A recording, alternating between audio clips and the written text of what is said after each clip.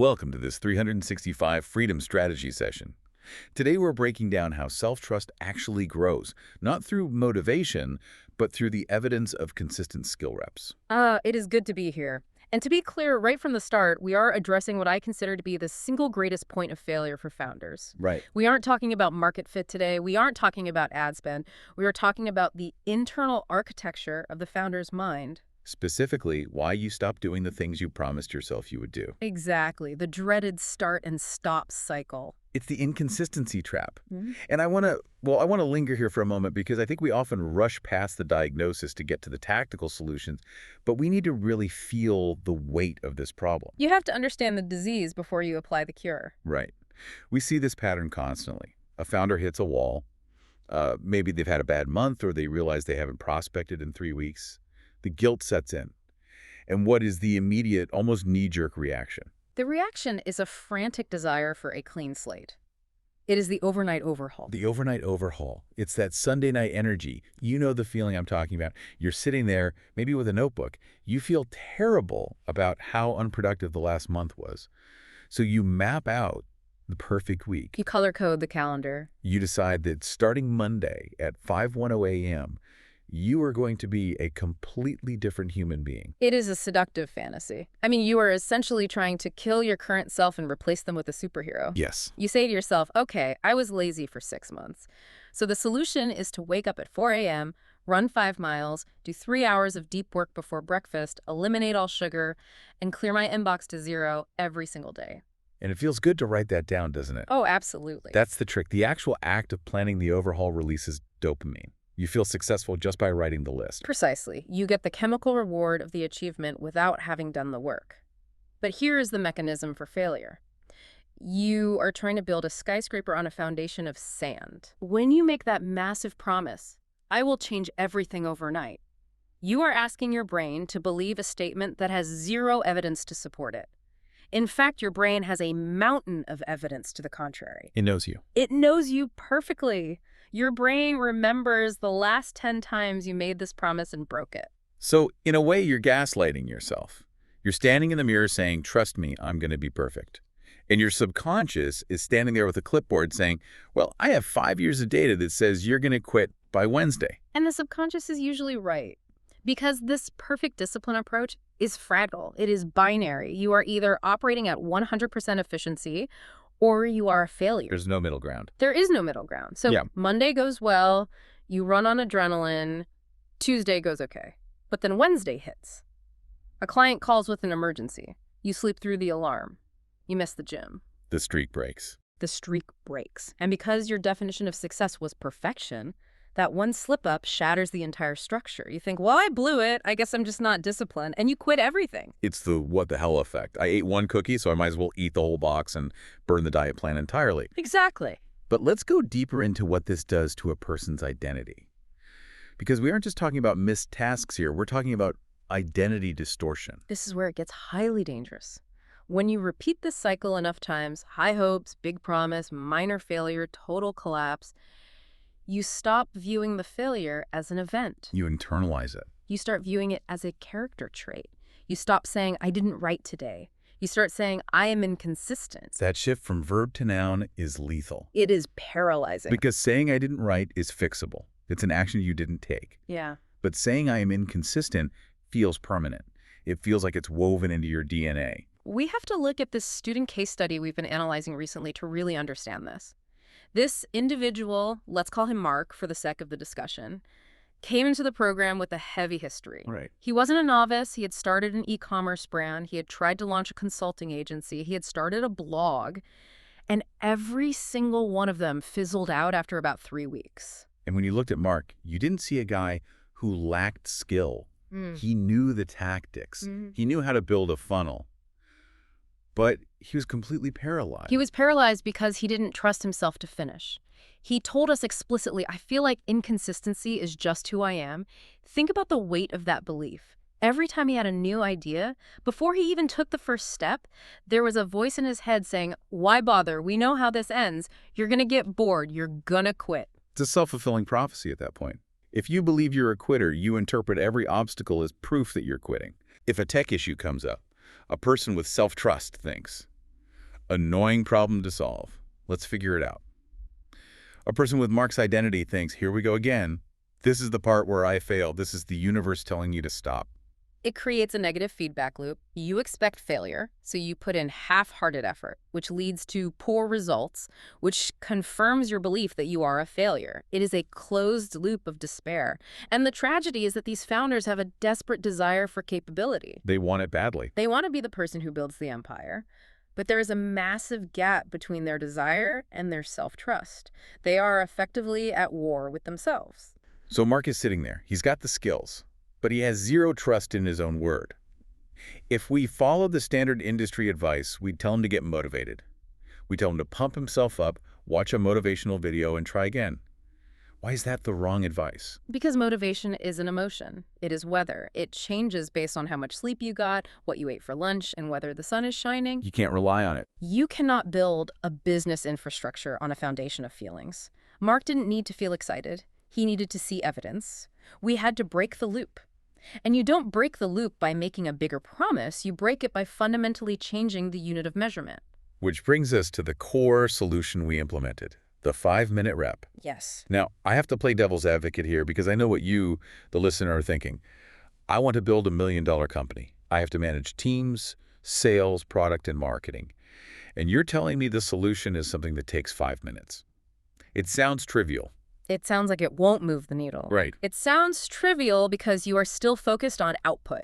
You are looking for ROI in terms of dollars or leads. But the 5-minute rep isn't designed to generate revenue directly. It is designed to generate trust. We are not building the business yet. We are repairing the founder. Preparing the founder. If I tell you to work for 4 hours on a strategy document, you can find 100 logical reasons not to do it. I'm tired. I don't have the data. I need to clean my office first. The friction is too high. The friction is massive. But if I tell you to do something that takes literally 2 minutes, you cannot logically argue that you don't have the time. You can only argue that you don't have the will. You strip away the excuses entirely. You make the bar so low that tripping over it is actually harder than stepping over it. That is the goal. We need the task to be unavoidable. So let's look at what we actually assigned Mark. We didn't tell him to build a website. We didn't tell him to launch a campaign. We told him to record one voice memo. Just a voice memo sharing one idea. One idea. Into his phone, send it to the group. That's it. Okay, let's paint the picture of this execution because it sounds easy, but for someone like Mark who had been stuck for years, this was actually terrifying.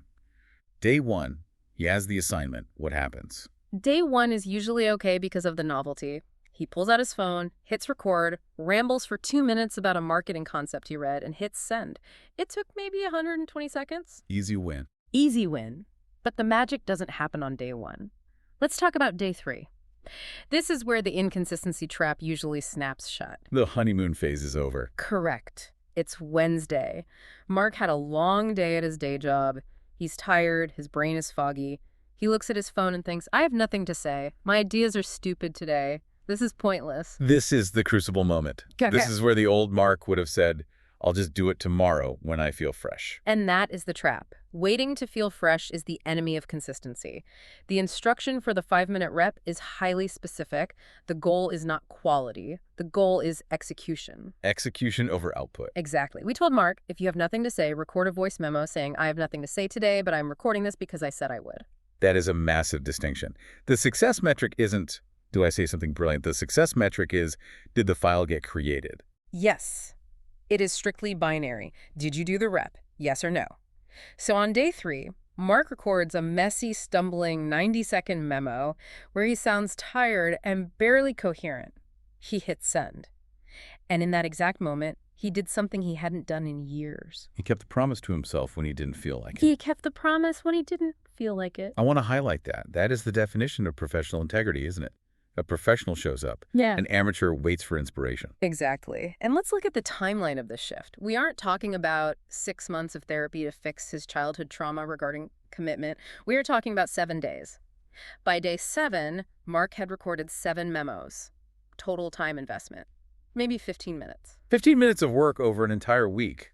That's nothing. In terms of time, it's nothing. In terms of psychology, it's an earthquake. Because for the first time in 5 years, Mark looked back at his week and saw a perfect string of green lights. He saw the unbroken chain. He saw a chain that wasn't broken. He looked in the mirror, and he couldn't call himself a quitter anymore.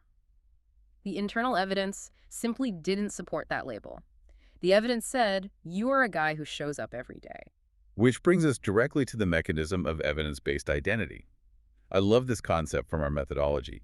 Self-trust didn't return because they made a big promise. It returned because they kept a small one. We have to completely dismantle the affirmation culture that permeates the business space right now. The toxic positivity. Yes, you cannot stand in front of a mirror and chant, I am a disciplined business owner and expect it to work if your actions are screaming the opposite. Your brain isn't stupid. The brain rejects the affirmation as a lie. It causes more internal friction. You cannot think your way into self-trust. You must act your way there. It's like a court of law. You can claim you're innocent, but the judge, which is your subconscious, wants to see the exhibits. Exhibit A, did you do the rep on Monday? Yes.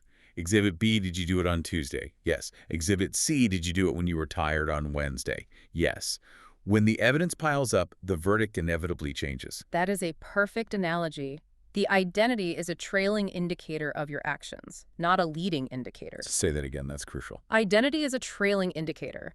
Most people try to change the identity first. They say, I'll decide to be a runner and then I'll start running. No, you run, then you run again, then you run again, and eventually you look up and realize, I guess I'm a runner. You shift from someone who hopes to get better to someone who practices getting better. Let's go back to the messiness of the reps, because I think this is where highly driven people get hung up.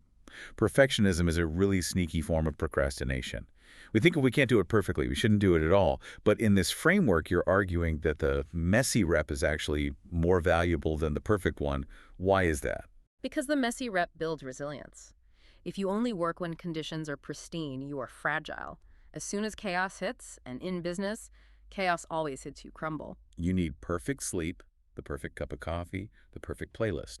And if the coffee's cold, the work doesn't happen. But if you can execute a rep when you are sick, tired, angry, or uninspired, you are building an anti-fragile identity. You are proving to yourself that your commitment is stronger than your mood. Your commitment is stronger than your mood. Most of us are absolute slaves to our moods. We let our emotional state dictate our output entirely. And that is the difference between a hobbyist and a professional.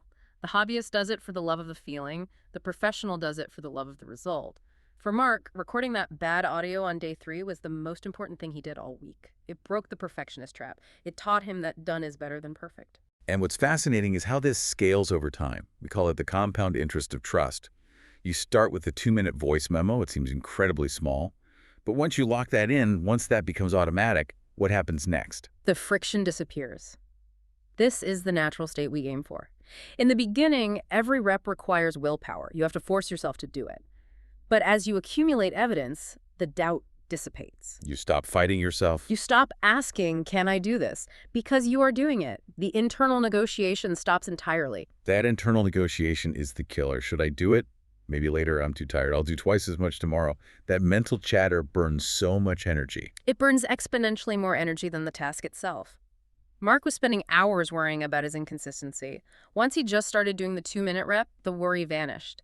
The silence in his head allowed him to actually think about the business. The capacity opened up. Exactly. And once the 2-minute rep felt natural, he naturally wanted to do more. He'd think, hey, I'm already recording, maybe I'll outline that article. The capacity grew, not because he forced it, but because the foundation was stable. You can't add a second story to a house until the concrete in the basement is fully dry. The 5-minute rep is drying the concrete. Perfectly stated. And this is exactly why the overnight overhaul fails every single time. It tries to build the penthouse before the basement is even dug. So let's pivot to strategic application. We have listeners right now who are nodding along.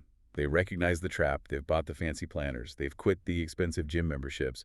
They want to start building real evidence. How do they construct this routine? Because I assume we can't just pick any random task. I can't just say, I'm going to clap my hands 3 times a day to build self-trust. No. It has to be a skill rep. It must count toward your direction as a founder. It needs to be highly relevant to your core objective. Give me an example of that alignment. If you are building a media company, the rep should be related to content creation or communication, writing a headline, recording a memo. If you are a developer building a SaaS product, it should be related to code, writing 3 lines of logic. But the parameters around the rep are extremely strict. The parameters are entirely non-negotiable. First parameter, under 5 minutes. And I mean strictly under 5. If you time yourself and it takes 6 minutes, you need to cut the scope in half immediately. Why are we so rigid on that time limit? Why not 10 minutes? 10 minutes is still short. Because of the bad day test. The bad day test. Explain that. You have to design the rep for your worst day, not your best day. Right. On your best day, you can do an hour of deep work. That's easy. On your worst day, when the kids are sick, the car broke down, and you have a migraine, can you still do the rep? If it takes 20 minutes or even 10 minutes, the answer is usually no. If it takes 2 minutes, the answer is always yes. You can do it while the coffee is brewing. You can do it in your car before you walk into the grocery store. We are eliminating the option to say, I didn't have time. Okay, so parameter 1 is time constraints. What's parameter 2? Parameter 2 is actionable today. It cannot be dependent on external factors. It can't be, I'll record a video once I buy the new lighting setup. It can't be, I'll write once I format my Notion dashboard. It must be executable right now with the tools currently in your pocket. I love that rule. No dependencies. Because dependencies are just sophisticated excuses. They are hiding places for procrastinators. We want to remove all hiding places. The third parameter is frequency. It must be daily. 7 days a week. Even weekends. 7 days a week. We are trying to overwrite a deep-seated neural pathway. We are trying to change an identity. You don't build a new identity by doing something 3 times a week when you feel like it. Right. You build it by doing it every single day until it becomes as natural as brushing your teeth. That level of automation. Yes. You don't need a motivational YouTube video to brush your teeth. You just do it because you are a person who has teeth. We want the skill rep to reach that exact level of banality. Banality. It's a fascinating word choice. We don't hear that often in business advice. We usually hear passion, fire, hustle. But you're saying we actually want this process to be boring? We absolutely want it to be boring. Boring means it's stable. Boring means it's reliable. High drama is for movies. High performance is usually very boring, very consistent execution of the basics. The unsexy work? The incredibly unsexy work. When Mark reached the point where recording the memo felt natural, he wasn't jumping up and down with excitement every time he hit record. He was just doing it. The internal war had ended. The end of the internal war. That is the ultimate prize here. It's not just about the business output, though the output will come. It's about the peace of mind. It's about knowing that when you speak to yourself, you aren't lying. That is the functional definition of self-trust, when your word becomes law in your own mind. If I say, I will do it, it is as good as done. Exactly. That is a superpower in modern business. A founder with high self-trust is unstoppable because they don't waste precious cognitive energy doubting their own execution. They can focus entirely on conquering the market. So let's summarize the core philosophy here before we give the final directives. We've covered a lot of ground, but it really boils down to a few fundamental bricks. The architecture of self-trust is built brick by brick. It is never built by a grand sweeping gesture. It is built by the daily accumulation of small, undeniable proofs. Doubt is not removed by thinking about it. It is transformed into capability through consistent, low-stakes practice. Low stakes is the key lever. You systematically lower the stakes to dramatically increase the consistency. Correct. You make the game winnable on a daily basis. Okay, here's the implementation plan for everyone listening. We aren't just leaving you with interesting concepts. We are a 365 freedom. We do strategy, not just theory. The immediate assignment for you is to pick one skill rep. Right now. Do not wait for Monday. Do not wait for the first of the month. If you're driving, think of it right now. If you're at the gym, define it right now. Pick a skill relevant to your primary business objective. Reduce the scope until it takes less than 5 minutes. If you want to write a book, your rep is not write 3 pages. Your rep is write 3 sentences. 3 sentences. 3 sentences. If you want to build a personal brand on LinkedIn, your rep is write 1 comment on someone else's post, not an essay, 1 insightful sentence. And the mental check they need to perform. The mental check is do not wait for motivation. Motivation is not invited to this meeting. You are not doing this to feel inspired. You are doing this to build data. It's incredibly simple, but it's not easy. It requires real humility. It requires admitting that you currently can't handle the overnight overhaul and being willing to start embarrassingly small. Humility is the gateway to growth. The arrogance of the overnight overhaul keeps founders stuck for years. The humility of the 5-minute rep sets you free in a matter of days. I want to use one final metaphor to drive this point home. We talk about rewriting your identity. But let's think about that literally, like code. That is the best way to visualize it. Think of your mind as an operating system. Right now, you have a buggy line of code running constantly in the background, A glitch. a critical glitch. That line of code says, if things get hard, I quit. Or, I am an inconsistent person. That code executes automatically every single time you face resistance or fatigue. And you can't just yell at the computer to change the code. Affirmations don't work on software. You cannot scream at the software. You have to sit down and rewrite the line, and you rewrite it line by line. You don't delete the whole operating system overnight. You find the specific glitch, which is the belief I am a quitter, and you overwrite it with a new command. The command is I executed the rep. You run that new code once on Monday, it works. You run it again on Tuesday, it works. And eventually, the old buggy code is completely gone. It's been overwritten by the new data. It is simply no longer part of the program. The new program is running seamlessly. I am a person who follows through. That is how you upgrade the human operating system. Not with a sledgehammer, but with a keyboard. One single keystroke at a time. That's a powerful image. You are the programmer of your own psychology. But you have to sit at the keyboard and type the code. Every single day. Every single day without fail. We've given you the code. Now you have to run it. If you're ready to stop the cycle of starting and stopping and begin building real skill-based trust, visit 365 Freedom online to join the community. This has been a 365 Freedom Strategy session.